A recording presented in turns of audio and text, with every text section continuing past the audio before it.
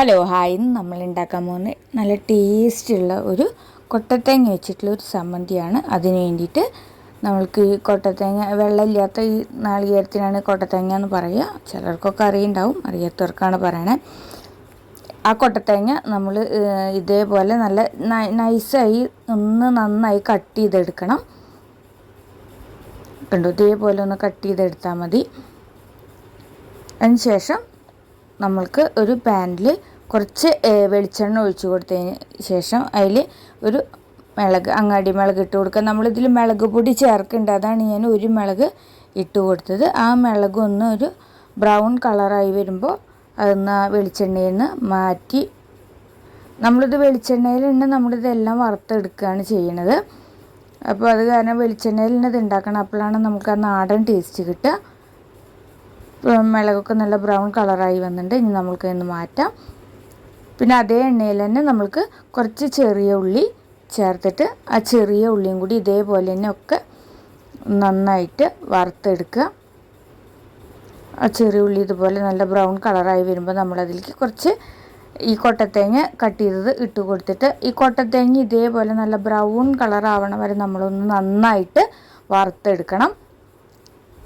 നമുക്ക് ഉള്ളി അതൊന്ന് മാറ്റാം, അല്ലെങ്കിൽ എല്ലാം കൂടി മിക്സ് ചെയ്ത് കൊടുക്കാൻ പറ്റാത്ത കാരണം ഞാൻ ഉള്ളിയൊന്ന് മാറ്റിയിട്ട് ഇനി നമ്മൾക്ക് ആ നാളികേരം ഒന്ന് നന്നായി ഇതേപോലെ കണ്ടു ഒരു ബ്രൗൺ കളറായി വരുന്ന വരെ നന്നായി വറുത്തെടുത്തതിന് ശേഷം ഫ്ലെയിം ഓഫ് ചെയ്തിട്ട് നമ്മളതിലേക്ക് ഒരു 1/2 ടീസ്പൂൺ മുളക് പൊടിയും ഒരു നാരങ്ങ വലുപ്പത്തിലുള്ള പുളി അതും കൂടി ചേർത്ത് കൊടുത്തിട്ട് ഒന്ന് നന്നായി മിക്സ് ചെയ്തിട്ട് നമ്മൾ ആ വറുത്ത് മാറ്റി വെച്ചിരിക്കുന്ന ആ മുളകും ആ ചെറിയ ഉള്ളിയും കൂടി ഇതിലേക്ക് ഇട്ട് കൊടുത്തിട്ട് എല്ലാം കൂടി നന്നായിട്ടൊന്ന് മിക്സ് ചെയ്തെടുത്തതിന് ശേഷം നമ്മൾക്കിത് നന്നായി ചൂടാറിയതിന് ശേഷം വേണം ഇത് മിക്സിയിൽ അരച്ചെടുക്കാൻ വേണ്ടിയിട്ട്. ഇത് നന്നായി ചൂടാറി വന്നിട്ട് ഇനി നമ്മൾക്ക് ഇത് ഒരു ചെറിയ മിക്സിയുടെ ചെറിയ ജാറിലിട്ടിട്ടാണ് അരച്ചെടുക്കുന്നത്. അപ്പോൾ നമ്മൾക്ക് അധികം ഇതിൽ വെള്ളം ചേർത്ത് കൊടുക്കണ്ട. പിന്നെ അതിലേക്ക് നമ്മൾക്ക് ആവശ്യത്തിന് ഉപ്പും കൂടി ഇട്ട് കൊടുത്തിട്ട് നമുക്കിത് അരച്ചെടുക്കാം. പിന്നെ നമ്മൾ ആ പാനിൽ തന്നെ കുറച്ച് വെള്ളം ഒഴിച്ച് വെച്ചിട്ടുണ്ട്. നമുക്ക് ആവശ്യമുണ്ടെങ്കിൽ നമ്മൾക്ക് മിക്സിയുടെ ജാറിൽ നിന്ന് നമ്മൾ ചമ്മന്തി മാറ്റുമ്പോൾ അതിൽ ഒഴിച്ചിട്ട് നമുക്കൊന്ന് വേണമെങ്കിൽ ഒഴിച്ചിട്ട് നമ്മൾക്ക് കഴുകി എടുക്കാൻ വേണ്ടിയിട്ടാണ് നമ്മൾ ആ വെള്ളം ഞാൻ അതിൽ വെച്ചിരിക്കുന്നത്. എന്നിട്ട് ഇത് നന്നായിട്ടൊന്ന് അരച്ചെടുക്കണം. ഒരു തരിതരിപ്പായിട്ട് വേണം ഇത് അരച്ചെടുക്കാൻ വേണ്ടിയിട്ട്. കണ്ടില്ല, ഇപ്പോൾ ഇത് അരഞ്ഞ് കിട്ടിയിട്ടില്ല, കണ്ടില്ല, ഒന്ന് ചതഞ്ഞ് കിട്ടിയിട്ടേ ഉള്ളൂ.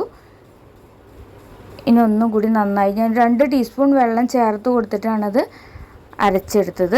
കണ്ടു, ആ മുളക് വെള്ളം നമ്മൾ ചേർത്ത് കൊടുത്ത് അരച്ചെടുത്തത്. തരിതരിപ്പായിട്ട് വേണം ഇത് അരച്ചെടുക്കാൻ. ഇത് 2 ദിവസമൊക്കെ ഫ്രിഡ്ജിലൊന്നും വെക്കാതെ തന്നെ നമ്മൾക്കിത് പുറത്ത് തന്നെ വെക്കാം. അതാണ് നമ്മൾ തീരെ വെള്ളം ചേർക്കാത്തത് അരച്ചെടുക്കണത്. കണ്ടു, കളറ് പോലെ തന്നെയാണ് അതിൻ്റെ ടേസ്റ്റും. എല്ലാവരും ഒന്ന് ഉണ്ടാക്കി നോക്കണം. അപ്പോൾ അടുത്തൊരു റെസിപ്പി ആയിട്ട് കാണാം. Okay, by.